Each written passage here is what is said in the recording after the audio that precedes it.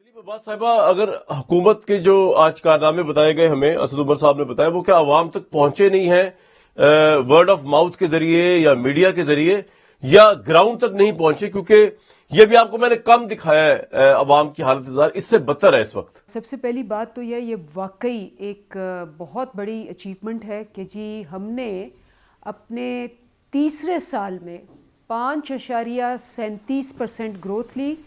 जिन सालों में कोरोना आया, 100 साल की सबसे बड़ी वबा दुनिया में आई, और हमारे इर्द गिर्द जो ममालिक थे और जो सबसे अमीर ममालिक थे वो भी बिल्कुल ढह गए। और ये वाकई एक बहुत बड़ी काबिलियत है। आज अगर आपने इकोनॉमिस्ट का भी नॉर्मलसी इंडेक्स देखा हो कि दुनिया में कौन सी सबसे तेज़ी से कोरोना में नॉर्मल गई हैं कारोबार के लिहाज से, इकोनॉमी के लिहाज से, पाकिस्तान दुनिया में नंबर 2 है। नीचे है यूएस, यूके है सारा। और उसके अलावा इसमें हुआ क्या है, व्हाट इज़ द डिफरेंस? मैं पहले ही आपको बता दूं कि फ़र्क क्या है कि ये लोग कहते हैं हम भी 5.4 पे छोड़ के गए थे 5वें साल। फ़र्क ये है कि 5.4 पे जो छोड़ के गए थे वो 19 बिलियन का खसारा छोड़ के गए थे। हाईएस्ट करंट अकाउंट डेफिसिट थी। 2 हफ्ते के सिर्फ आपके पास रिजर्व्स रह गए हुए थे। आपको एक बैंकरप्ट दिवालिया कंट्री मिली, आपके ऊपर फैटफ का धब्बा लगा के गए थे। आते ही आपको आईएमएफ के पास जाना पड़ गया क्योंकि ये बैंकरप्ट हो गई। तो जो ग्रोथ आपने कर्जों से लेके आपने एक्सपोर्ट्स आपकी जिस पे एक्सपोर्ट्स इनको मिली 2013 में, उससे कम पे छोड़ के गए। तो जो सस्टेनेबल नहीं होती वो ये इसलिए नहीं होती कि अगर वो एक्सपोर्ट्स ना बढ़े, उसकी मैन्युफैक्चरिंग ना बढ़े और उसकी एग्री ना बढ़े और सर्विसेज ना बढ़े। ये चारों आपने देखा है कि हमारी इस पे बढ़ी हैं। एक्सपोर्ट्स हाईएस्ट हैं इस वक्त। आपको पता है कि लार्ज स्केल मैन्युफैक्चरिंग जो है वो 7% बढ़ी। आपको पता है कि सर्विसेज में रिकॉर्ड इजाफा हुआ, और आपको ये भी पता है कि 3.3% एग्री ग्रोथ हुई, जो कि आपको याद है कि पिछले 5 साल जब 2013 और 18 में नेगेटिव ग्रोथ हुई थी। तो ये लेकिन मैं दिलीप साहिबा, 2 बातें इसके अंदर, आपकी सारी बातें सही हैं। प्रोविजनल फिगर्स होते हैं। पहली बात तो ये कि मुस्लिम लीग नून ने 2018 मई तक सिर्फ 1 सेकंड सिर्फ आपने बात करनी है, मैं सिर्फ बता रहा हूं, 24,000 अरब रुपए का कर्जा मुस्लिम लीग नून ने लिया 2018 तो की गवर्नमेंट गई। आप अब तक की तारीख में 41,000 अरब रुपए का कर्जा जो है वो ले चुके हैं। मैं तो ये कह रहा हूं कि असद उमर साहब ने जो बताया है, अगर वो हम सही भी मान लें, अवाम की पुकार उससे मुख्तलिफ क्यों है महंगाई को लेके? थोड़ा इसमें रोशनी डाल दें प्लीज। बाकी आप जो फरमा रही हैं सही होगा जी। नहीं, मैं आपको पहले तो कर्जों की भी, और बिल्कुल ये वर्ल्ड बैंक ऑथेंटिकेटेड फिगर्स हैं, आप ना मेरी बात पे यकीन करें। हमने इस वक्त तक 37 अरब डॉलर हमने कर्जा लिया, जिसमें से हमने 29 पॉइंट समथिंग कोई 30 बिलियन सूद का कर्जा वापस किया है। हमारी जो नेट हमने लिया है वो 9 अरब डॉलर है। हमने इन्होंने लिया, आपको याद होगा कि इनका जो कर्जा था वो 45 बिलियन था, इन्होंने वापस किया, हमने 10 बिलियन हर साल वापस किया, इन्होंने 5 बिलियन वापस किया। इन्होंने जो नेट इनके पास था, हमारा 9 बिलियन है, इनका नेट 22 बिलियन था। दूसरा फिगर आप देखें कि डेट टू जीडीपी रेशियो क्या है। डेट टू जीडीपी रेशियो 2018 में 86% था। वो इस वक्त जो मैं आपसे बात कर रही हूं, वर्ल्ड बैंक ऑथेंटिकेटेड 71% है, 15% नीचे आया है। ये आप ऑथेंटिकेटेड फिगर्स हैं। आप मरियम औरंगजेब को बुला लें, मरियम शरीफ को बुला लें, नवाज को बुला लें, वो जो मर्जी करें। अच्छा, दूसरी बात, दूसरी दिलीप साहिबा, मैं इन्फ्लेशन की बात करने लगी। मैं इन्फ्लेशन, मेरी बात तो सुन लें, मैं आपको कंट्राडिक्ट कर ही नहीं रहा, लेकिन मेरी बात का जवाब दे दें। अवाम, बिल्कुल हम अवाम के साथ जी। आपको भी पता है कि इस वक्त सारी दुनिया में, या तो हम होते ना कि सारी दुनिया हम तेल प्रोड्यूस करते होते, हम खुरदरी तेल प्रोड्यूस करते होते, हम आटा प्रोड्यूस, जो पिछले 10 सालों में इंपोर्ट हुआ है, आटा दालें सब इंपोर्ट हुई हैं। इस वक्त 40% महंगाई है यूएस में, हमारी यानी कि 6 गुना ज्यादा महंगाई है जितनी थी कोरोना से पहले। हमारी इस वक्त कोई 1.9 गुना ज्यादा महंगाई है, नहीं होनी चाहिए, लेकिन चूंकि हम इंपोर्ट डिपेंडेंट हैं, हमारी महंगाई जरूर है। लेकिन हमने ये भी प्रॉमिस किया, मैं आपको लिख के देती हूं कि with in the next 4 months इंशाल्लाह 4 महीने के अंदर अंदर ये महंगाई भी नीचे आएगी, क्योंकि हम एहसास प्रोग्राम में राशन कार्ड दे रहे हैं, 30% आटा दाल उसमें हम दे रहे हैं डिस्काउंट, हम सेफ कार्ड दे रहे हैं, हम किसान कार्ड दे रहे हैं। ये आप अगले 3 महीने में देखेंगे कि सारी दुनिया अभी भी हमें एज एन एग्जाम्पल देख रही है, और अभी भी हमारी महंगाई, आप ही ये फिगर्स बताते रहे हैं कि 30 साल की सबसे हाईएस्ट महंगाई है यूके। हाँ, ये अब क्या कहेंगे मैं आपको पहले बता दूं, ये कहेंगे जी वहां तनख्वाहें बहुत ज्यादा होती हैं। 30% मैं कह रही हूं, 30 रुपए नहीं कह रही। तो अगर 1000 पाउंड उनकी तनख्वाह थी, अच्छा चले छोड़े, उनका जवाब ना दें आप। अंजलि साहिबा, मैंने आपको उनको देने पड़ रहे हैं, आपको कई मिनट बोलने दिया है अनइंटरप्टेड। तो उनकी 30% उनके पाउंड में, इनका बिजली का बिल पाउंड्स के अंदर, क्योंकि हर वो परसेंटेज का मतलब है कि जहां जहां जितनी तनख्वाह है आपकी, उसकी कितनी ज्यादा बड़ी है। तो इनसे पूछ लें कि इंग्लैंड में जी जो ओवरसीज पाकिस्तानी सारे बता रहे हैं कि जी 40% हमारी बिजली का बिल बढ़ गया है, तो जरा पूछ लें इनसे। ठीक है अजहर जावेद साहब, एक तो ये भी अंदलीफ साहब ने सवाल जो पुट किया, दूसरा मेरा भी कि कोरोना के बाद की बता रही 6 गुना महंगाई बढ़ी है, पाकिस्तान में ओनली 1.9 बढ़ी है।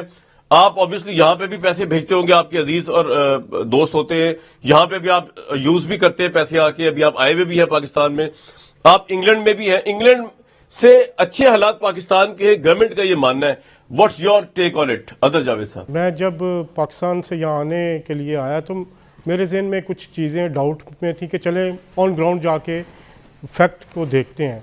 लेकिन मैं एक बात कहूँगा कि यहाँ पे पाकिस्तान में 2 दुनियाएं आबाद हैं।